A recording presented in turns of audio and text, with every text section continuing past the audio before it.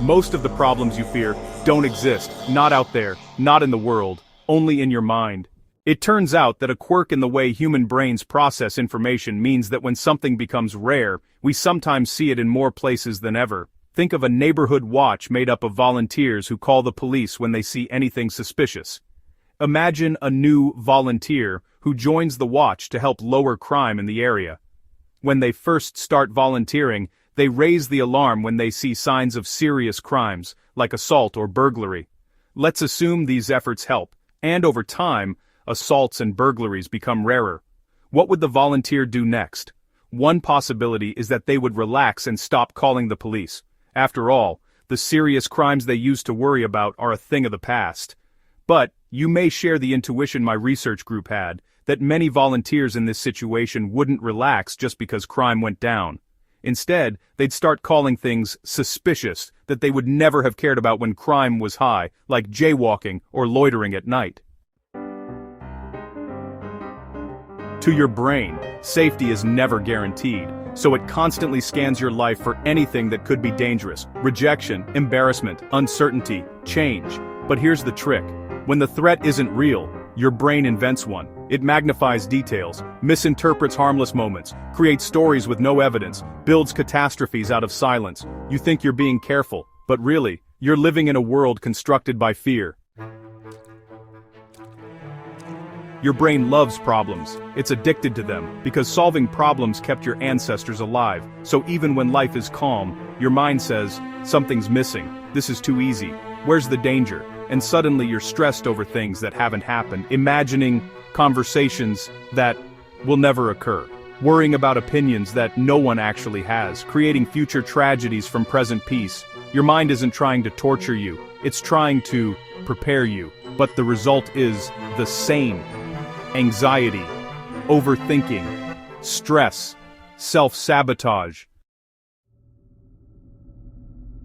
Your internal voice, the one that worries, doubts, predicts, is not a narrator, it's a protector. But protection comes with a cost. Your brain says, don't take that chance. What if you fail? They'll laugh at you. You're not ready. Your brain doesn't care about your future. It cares about avoiding pain right now. It would rather keep you small than risk anything uncertain. That fear, that hesitation, that imaginary disaster. It's your brain trying too hard to keep you alive. Your dream job starts to stress you out. Your soulmate reveals its flaws. Your achievements seem insufficient. Sometimes, it's as if we carry a fault finder inside us, as if our mind refuses to leave us alone, always looking for an incongruity, a shortcoming, or a new problem to solve.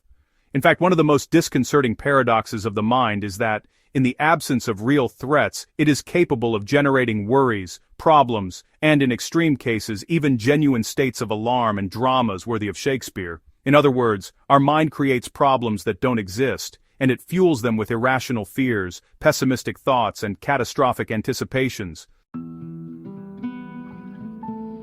Overthinking is simply your brain living in a future that hasn't happened. It plays out scenarios, most of them negative, because negative possibilities feel more important to survival. Your brain never says, what if everything goes right?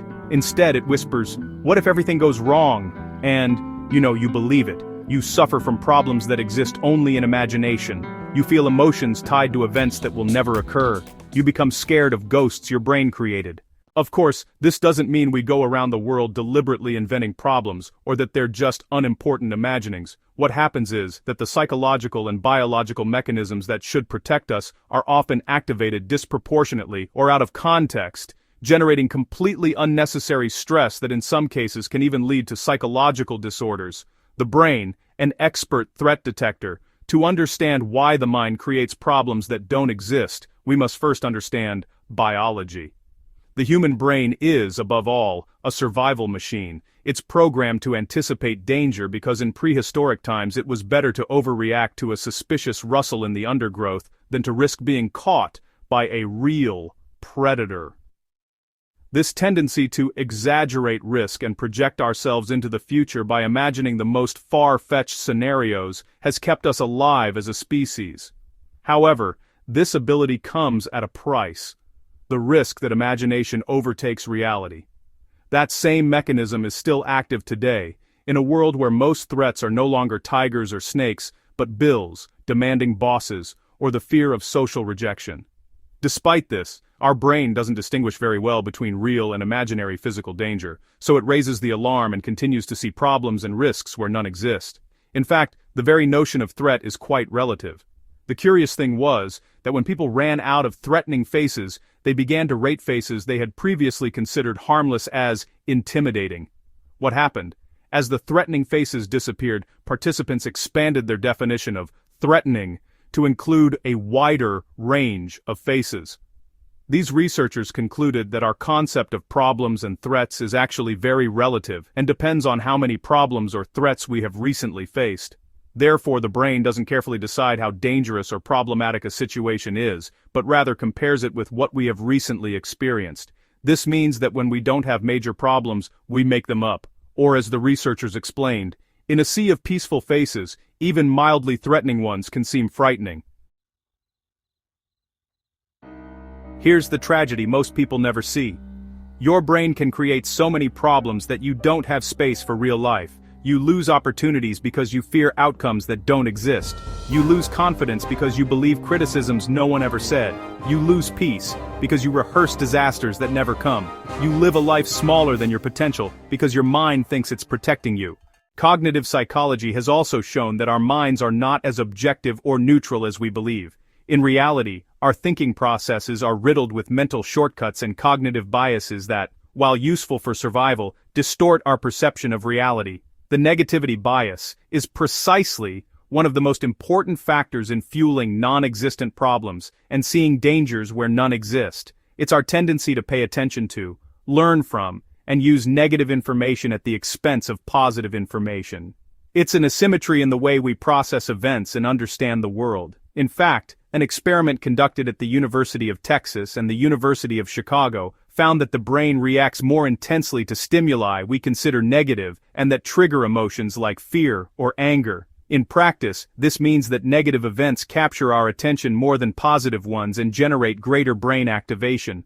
Obviously, on an evolutionary level, detecting potential danger was more important than enjoying the scenery, but sometimes we get carried away, and seeing so many problems everywhere can lead to a pathological state of stress and anxiety. In a way, anxiety is the epitome of a mind that creates problems that don't exist. And it's not just a temporary emotional state, but a pattern of mental functioning in which the future becomes a threatening scenario. Generalized anxiety involves living in anticipation of difficulties that rarely materialize. The work project that could go wrong, the illness that could overwhelm us, the rejection that condemns us to loneliness. All of this generates a state of diffuse apprehension that accompanies us throughout the day, as if we had a radar permanently on, searching for invisible dangers. In the most extreme cases, this mechanism can trigger panic attacks, a disproportionate reaction in which the body enters emergency mode without valid reason. Thus, what could have been a slight dizziness after a stressful day is interpreted as the beginning of a collapse, and a simple criticism becomes the end of the world, predicting imminent dismissal. The brain unleashes a spiral of uncontrollable fear. Even if there is no real threat or concrete problem, the experience is very real for the person experiencing it. The difference between what is imagined and what is tangible disappears because the body and mind react as if the danger were right in front of us. This is precisely where both the difficulty and the key to dealing with these states lies. Understanding that anxiety and panic are not indicators of imminent harm, but rather expressions of an overactive mind that invents problems and sees risks everywhere. In fact, it's not about silencing the mind or minimizing worries, but rather learning to distinguish between a real problem or danger and what is merely a mental construct. This awareness can make the difference between living in a constant state of alert or serenely inhabiting the present. The moment you understand this truth, everything changes. Your thoughts are not reality. Your fears are not facts. Your mind is not always right. Your brain isn't trying to harm you. It's trying to stay alive. But you are no longer in danger. And the moment you realize that, you stop living in imaginary fear and start living in real freedom.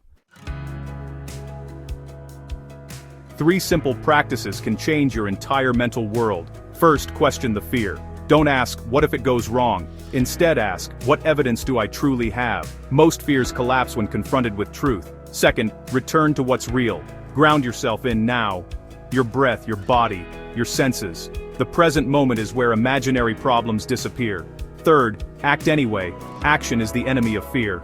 The moment you move, the illusion loses power. Your brain calms down when it sees you are safe. Yes, your brain creates problems that don't exist, but that doesn't mean you're broken, it means you're human. Your mind is trying to protect you using an outdated survival system. You don't have to fight it, you just have to guide it. When you stop believing every fear it creates, when Maider Andi and Meyer Cree, you step into a world that's clearer, calmer, and finally, in your control. This is mind scripted, and now you understand why your brain creates imaginary problems, and how to break free from them.